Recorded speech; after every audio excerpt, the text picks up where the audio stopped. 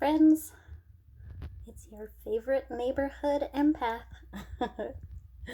Don't mind me, I haven't had dinner yet, and so I'm like, I need to hurry and do this video because I'm feeling prompted to do so I can go get some dinner. So yeah, today I felt prompted to make a video specifically about mental illness and the stigma that surrounds that. It has gotten better over the years, as I'm sure we've all seen. There's been efforts by lots of people now to really start to break down the stigma and all the false beliefs that are that arise around mental illness. But when I was exposed to it, because I have two siblings with very severe schizophrenia, and I will honestly say I have been through depression myself. Experiencing that both within myself and seeing it from my siblings as well. I was experiencing that during a time when the stigma was still very strong, very, very strong. And there was a lot of false beliefs and a lot of things I observed from society that were so unhealthy and just made things that much harder for those people that were experiencing these mental illnesses. So it has gotten much, much, much better than it was, but there's still a ways to go. There's still some stigma around that. There's still some people who don't think it's important or think it's all in your head, or like it's fake or something, or there's a lot of things that people don't understand because they haven't experienced it themselves, and maybe a lot of things that they fear, and because of that fear that makes them act out or do things that just make the fight against the stigma and the fight against the mental illness itself that much harder. So I just felt I was very strongly prompted to speak about this, very honestly. That's how God is using me now, is just to speak the truth, and for me it's also healing because I went through depression for many years. But most people, I don't think, knew that I had it. Because with that, you can hide the symptoms fairly well. In one of my recent posts, I said that sometimes people who smile the most on the outside are hurting the most on the inside. And that is very common, especially with depression, because it's kind of the only way that you can survive in society. If you show the world your true feelings, it would just be obviously very much looked down on. You can't be sitting at your desk crying at work or something like that, even though on the inside you just feel like alone and sad and destroyed and broken. So especially with depression, you just slap a big old smile on your face in order to survive and pretend like there's nothing wrong. And so that's why that particular mental illness can actually hide in plain sight.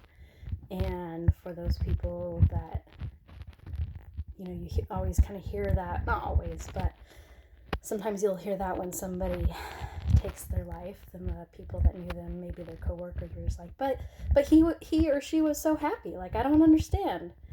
But that was just the mask that they were almost forced to put on, because they didn't feel like people would understand if they really expressed how they're feeling on the inside. And that's why it's so unhealthy for our society to have such a stigma around mental illness, because then things like that can occur where people can be going down an extremely dark path and feel like they can't reach out to anybody because there is this stigma around mental illness. So one of the ways that you remove a stigma is to talk about it honestly. And I feel that I'm equipped to do so because I've been through it myself.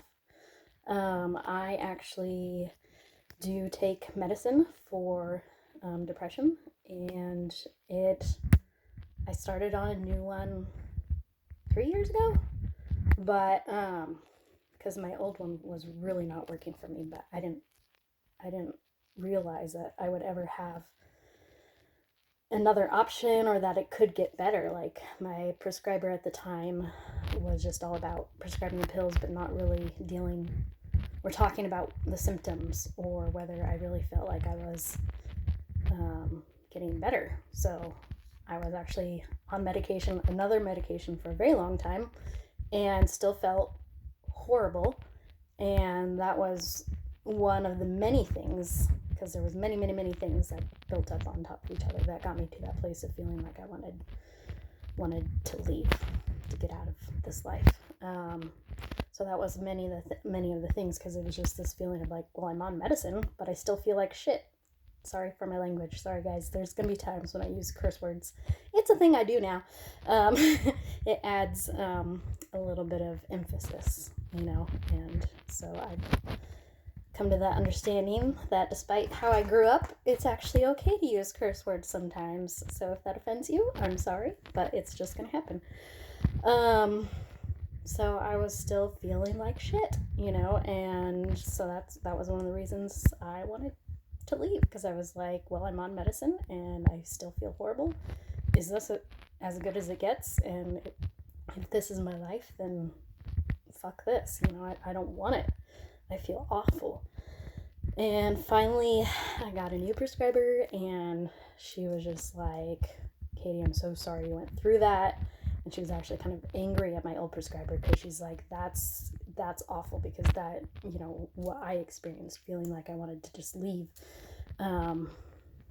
is common in those types of situations of somebody who's there, who's supposed to help you, but is not doing their job to the best of their ability, and making the people they're quote unquote helping feel like this awful thing that they're dealing with is that's how it's always going to be, and it puts you in this hopeless place.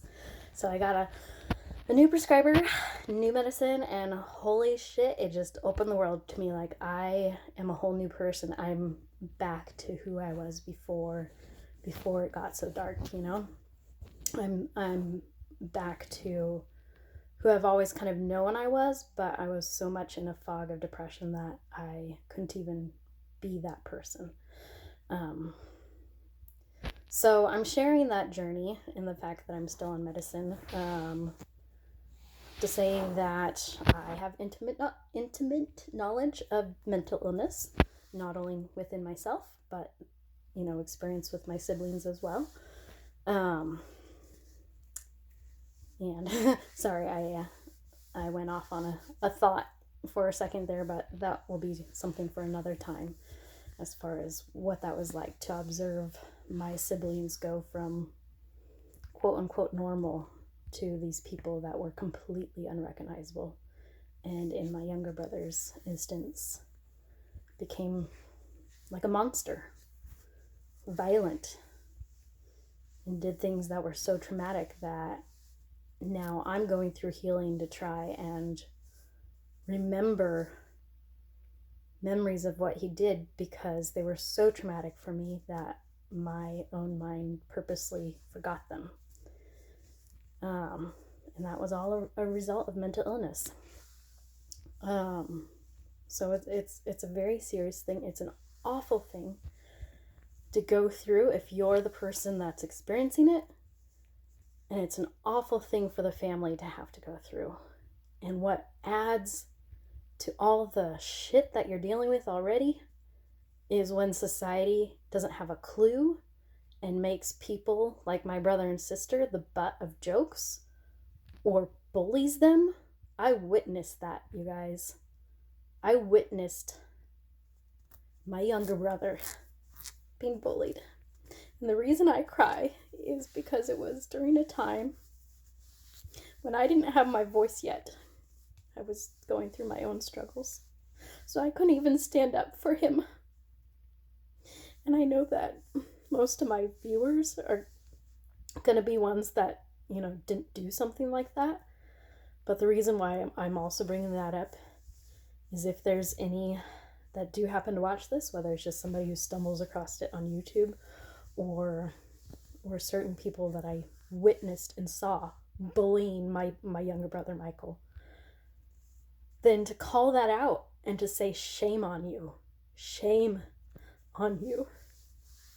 He was already fighting a hard battle, and you made it so much worse. And because of my own things that I was dealing with and my own incapability at the time to call it out, I couldn't defend him, so my heart just broke. Seeing that, my heart broke. So it's not okay, you guys. It is not okay. Don't ever make jokes about people with mental illness. Don't ever do that. That is like making jokes about somebody with cancer, making jokes about somebody who has heart disease, making jokes about somebody who has diabetes. That's the thing. People think that mental illness is not a real illness, and that is completely false. So fuck that. That behavior is so toxic. And you will have to answer for that. And there is forgiveness to be had, but you will have to pay your dues if you have done that to anybody. If you have bullied them, made fun of them, made their life that was already a living hell even worse.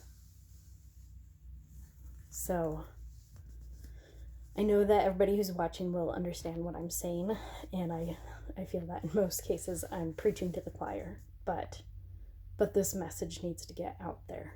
So that's why I'm doing this. The other thing that I wanted to share before I end this video is somebody shared something on Facebook. I'm not going to mention his name because he seems like the type that probably wouldn't want to be called out specifically.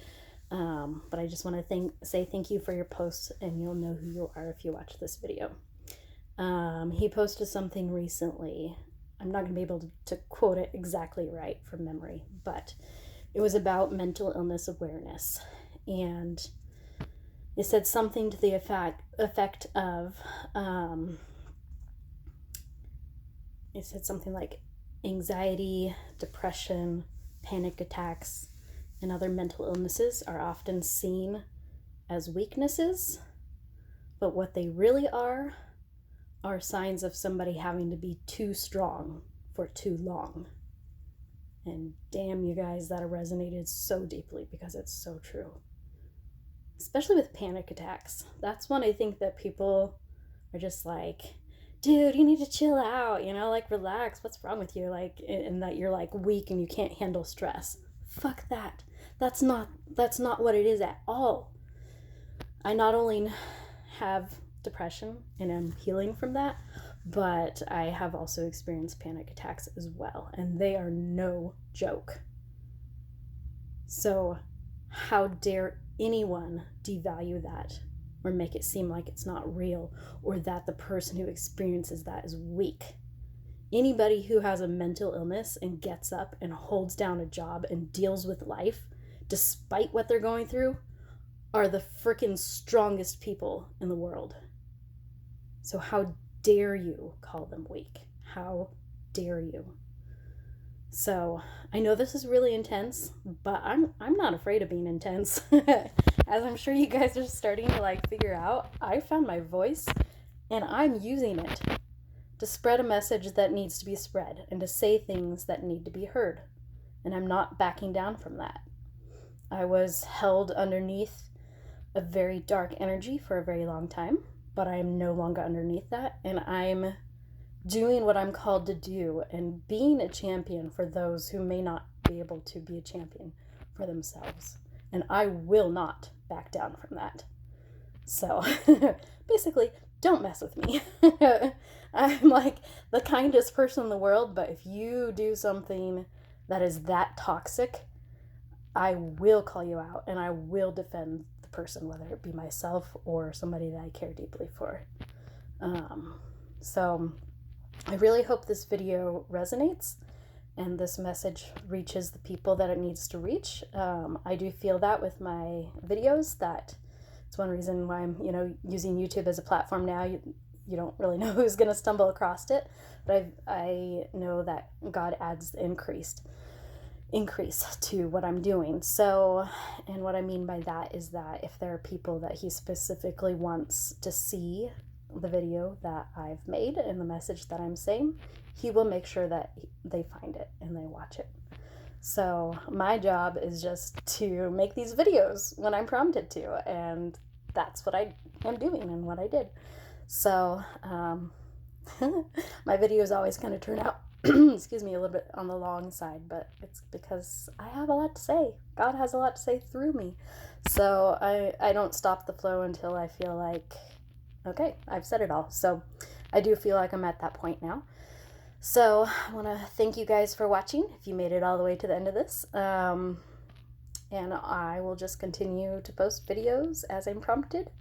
And yeah. My ultimate goal is just to make the world a better, easier place to live in, because it's not an easy place to live, especially if you are suffering from a mental illness. So, and if anybody wants to talk to me, you know where to find me. So reach out. Okay, I'll talk to you guys later. Bye.